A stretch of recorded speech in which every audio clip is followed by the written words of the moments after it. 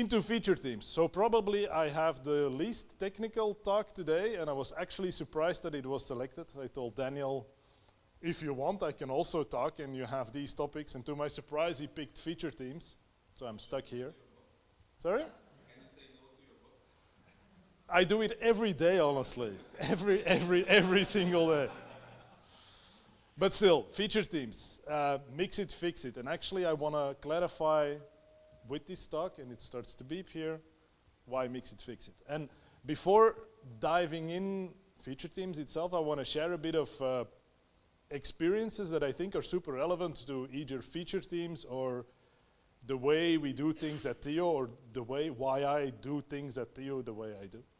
One of the first things is a pretty cool project, and in most of the projects that I'm always involved, you typically have the moment, oh fuck, this is a lot more than I anticipated. And this project certainly was one of that. So there was Liberty Global in 2018, and Liberty Global owns Virgin Media, owns Telenet, owns Ziggo in Holland, owns some other telcos in the world. And we got tasked with building a new set-top box platform, which everybody knows as the Telenet box these days. But it's actually a box which is everywhere in Europe these days, an RDK box. And at some point in time, we were the biggest development team in Europe. We were 600 people working on this project. And we in Herentals, we had the honor to lead that development team. So we were leading 300 actual coders, 600 people in the project, so testers, integrators, etc., to develop this stupid black set-top box, which is now everybody is throwing it out of their house, but we were building that. So it was super cool. And it was certainly one of those, oh crap moments. But it certainly influences what I'm talking about today. It's big corporate, a lot of teams, a lot of politics, which is super, super nice, of course. You need to enjoy it from time to time. But it's certainly a crazy experience. Another one, maybe not less, but also related to the topic today, Tadam, which also probably people in Belgium know very much. It's a small venture we had at Telenet, also with a few people here. Which was actually us going to the CEO of Telenet and saying, can we have a big bag of money because we want to try to build a telco over the mobile network. And to our surprise, we got a big bag of money, and we had to say, oh fuck, this was not really the intention. But what we built was, and we succeeded, so in a year of time we deployed a new telco outside of Telenet, outside of the systems, doing live video with a set-top box and internet. And we pulled it off, which was a fun adventure, but what it really taught me was focus. Focus on what sets you apart, what makes you unique. And in this project, I don't know if Alberto is here because he's a Tadam customer. Very good. We were not aiming at having the best live video experience. That was not the intention. We just wanted to have live video. We were not aiming at having the best internet. Not at all. We just wanted to offer internet. But the big thing that we want to make, and that we said this is what sets us apart, it needs to be as simple as ordering a pizza. As simple as ordering a pizza to buy the product, as simple as ordering the pizza to log into the set-top box.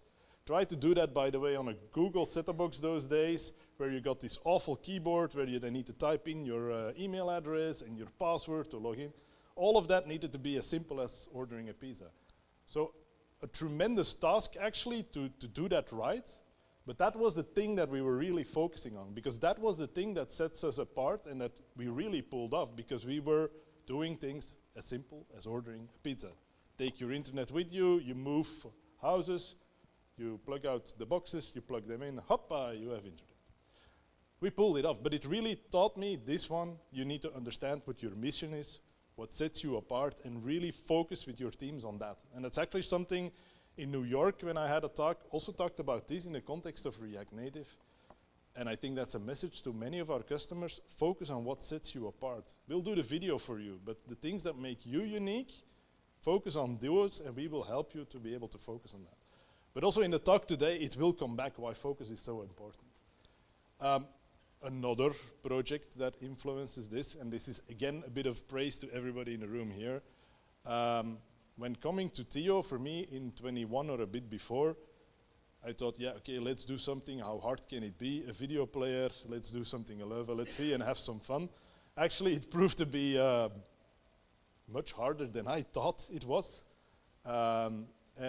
Discovering what we do, really being at the forefront of the streaming industry, that's actually true. Quite unbelievable what we do, but coming from a super big project to a crazy project like the Dam, coming here, it's really a complete mentality shift, and mixing that all together brings you a quite interesting experience. Like here doing something with a limited team, with super smart people all over the world, another project like Liberty where money was not an issue and they could say every day just double your team and do more. So the mix was very interesting, but in all of those situations, the talk of today about feature teams is all applicable.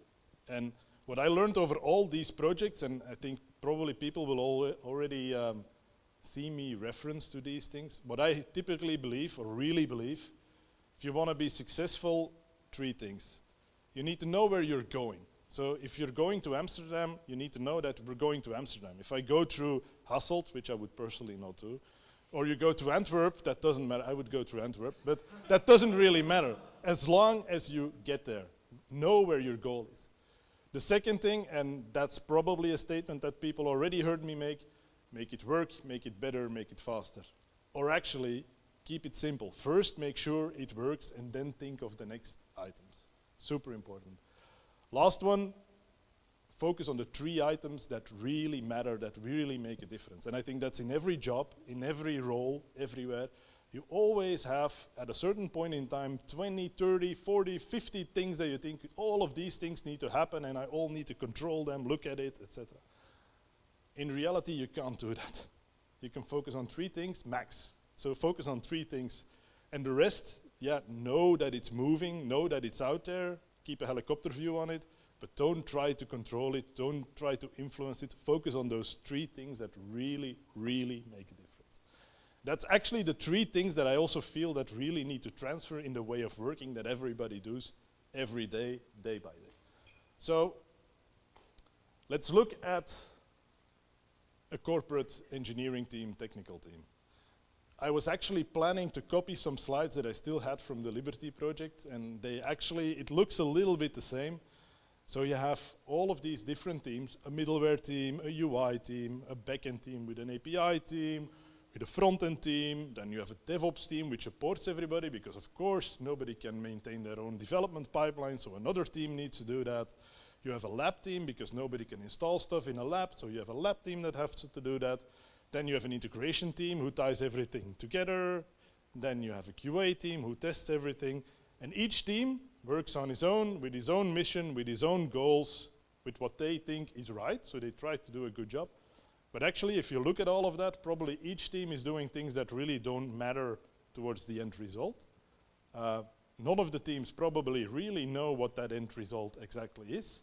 And if you then try to coordinate all of this in a project of 600 people, it becomes really a mess and a really spider web of who's dependent on who and who needs to go from where to get something done.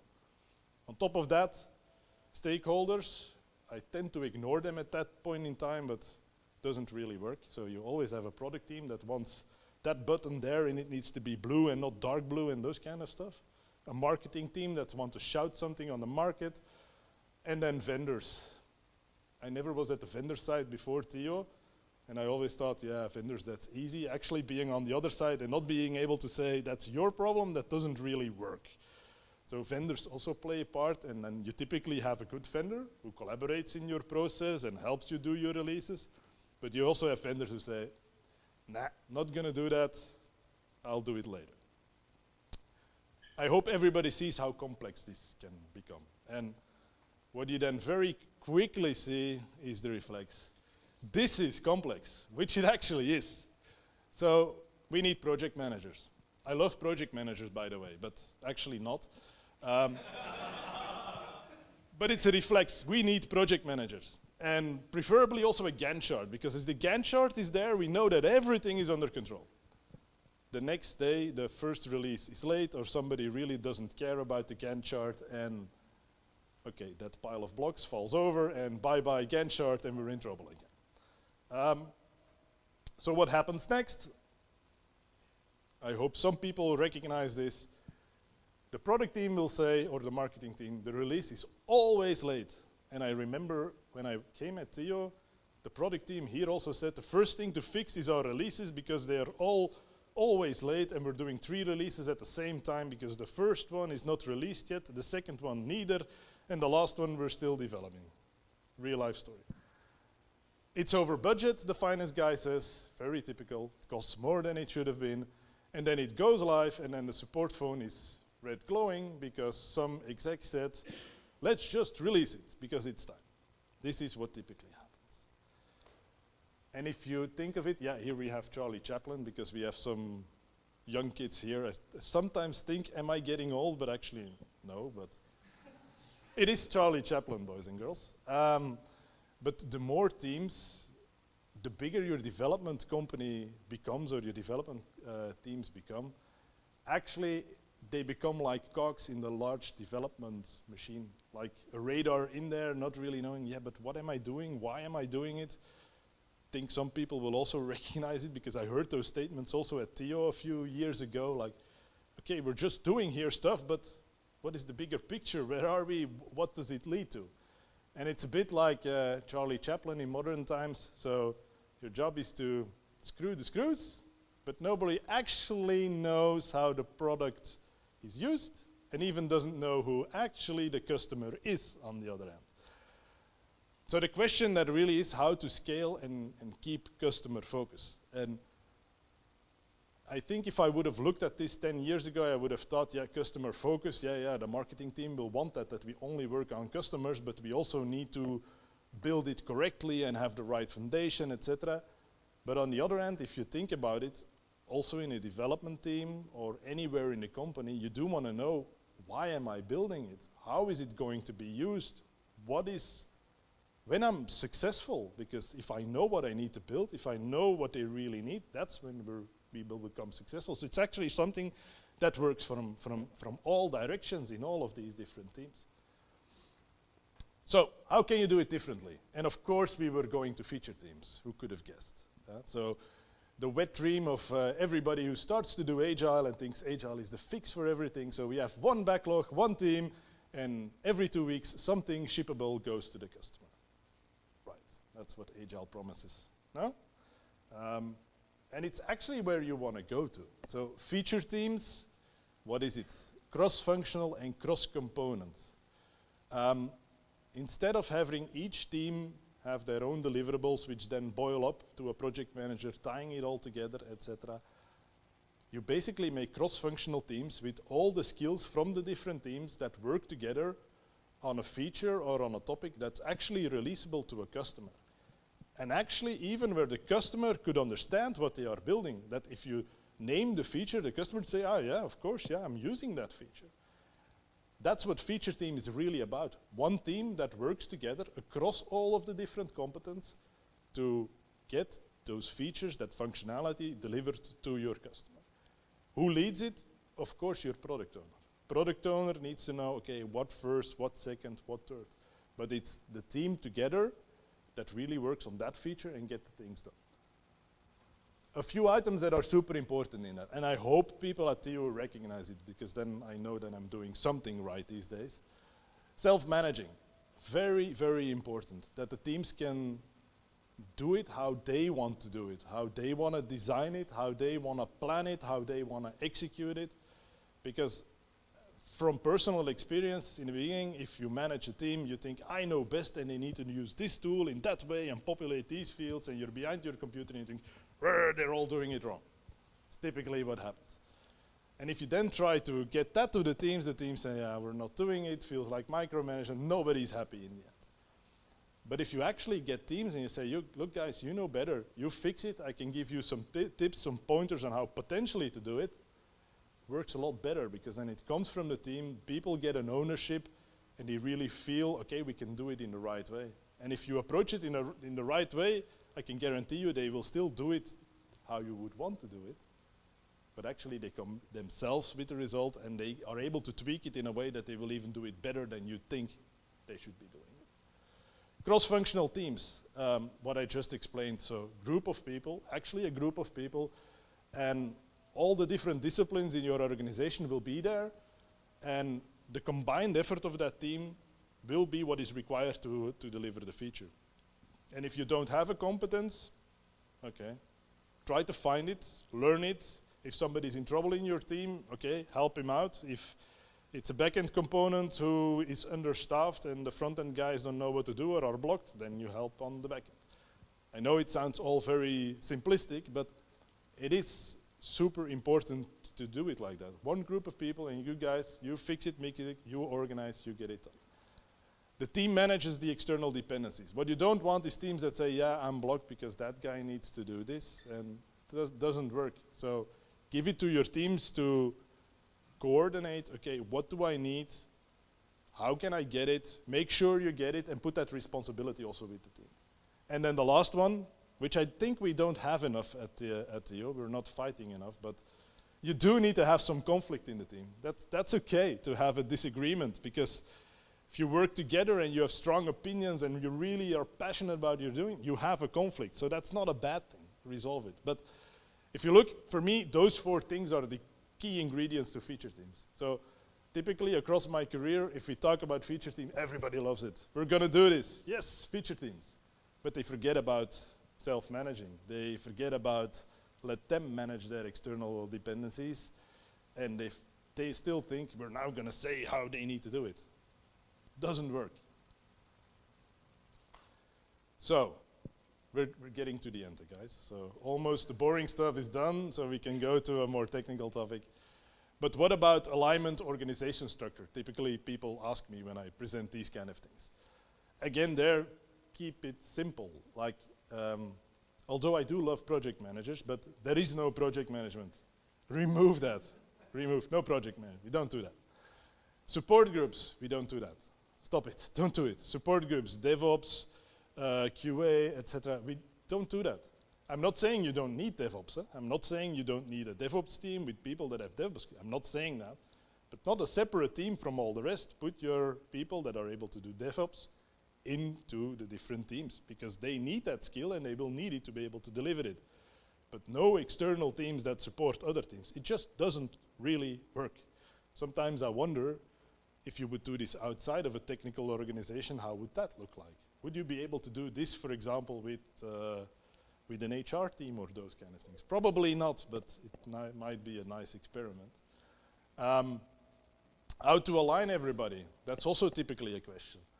Well, a stand-up does a lot of things, like talk to each other. And I think even at a project of 600 people, we had every morning at 9 a call with people that matter, but every morning at 9 it was just a call to align everybody, and that does work. Just do a stand-up, make people talk, but also enforce people to talk. Say, talk at that point in time, but the rest of the day I don't want to hear you talk about I'm blocked on that guy or I'm stuck, blah, blah. Use the stand-up. And how to align the different teams, bring your product owners together, make sure they fit into one room, and it should be okay to get alignment. And the last thing, people development, that's a nice thing. Because I'm not saying remove your organizational structure with a development team here and a DevOps team there. I'm not saying that. But those teams, they will change to teams that really work on skills, on people development, on making sure that the people that are interested in that topic, in that experience, get the necessary coaching, the necessary training to do that job better in their feature team. So, feature teams. Everybody noticed that I was talking about feature teams? Okay, cool. There are still people awake in the room. That's cool to see. So if you sum it up, what does it bring as gain? So reduce waste. You don't get teams that need to hand it over to each other and here is my package, and then the package goes on, and then the last one says it doesn't work and you need to go back to the first one. That's gone. It's all in one team. The second one is a very interesting one. The right people are talking. The right people are talking to product. Product is not talking to some guy who is just passing through the message, but he's talking to the right guy who really knows the technology. The customer is talking to the right guy that is able to help them. It's not per se always the smartest guy, but they're talking to the right guy in the team to get it done. You get the right conversations. The risk in the schedule is also gone. No handoffs. That's the same as what I said earlier. There are less risks. It's all in one team. They can manage. They typically have the skills to get everything delivered.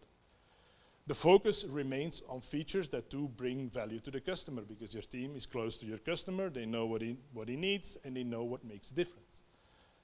It provides context. I presume everybody currently at Theo does encounter customers already and does know, okay, that feature we're developing for that customer for this reason. Really understand, okay, why are we building it? What is the goal? When are we successful?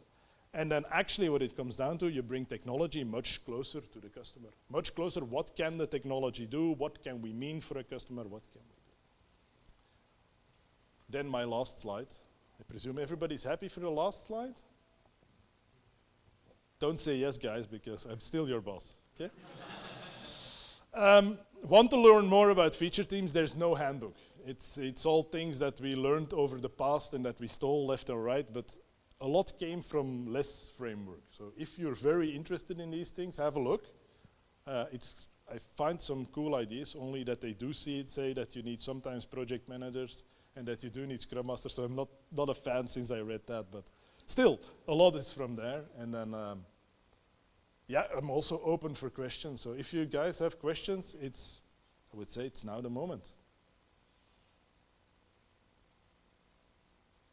Okay, I presume you're all flabbergasted by this speech. Say yes now.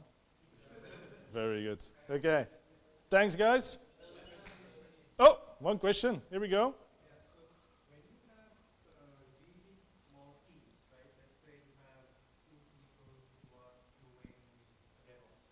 Yeah. And you have 3 or 4 different things going on, and some of them require quite a lot of bandwidth from the DevOps. How do you then sort of make this work where the people have to be embedded within those teams? Typically, you try to indeed embed them into these feeds, in these teams. Now, on the other hand, yeah, be a bit pragmatic. If you see that you have 2 people, you have 3 feature teams, I do say that, for example, in the Liberty project, we had similar cases, and then you always had a representative into the feature team, and he took the work with them towards that DevOps team, for example. Is that ideal? No, but on the other hand, you do still get that context, that proximity, and you still get that it can be managed from one team. So, on the other hand, if you do this for a longer period of time, you do see that these issues and those dependencies on a DevOps team, they change. Because you will also have all of the skills in the team to be able to do your deployment, to be able to manage your lab, because you also need to give them autonomy. Yeah? It can't work if you say to your feature team, it's nice, you can deliver, you have to deliver, but you cannot touch the lab. That doesn't work. So you will see that over time, the team will be able to do it themselves. They will develop tools to deploy. They will make for themselves the process easier. And I think you would see over time that the DevOps team you had in the past will be much less asked. So I think my answer is a bit, over time you will see a decrease on the dependency of these guys, although they are still very much needed. Come on, guys. Somebody from THEO with a smart question. That would be new this year. Come on, guys. No? Okay, good. I hope you enjoyed it. Over to the next one.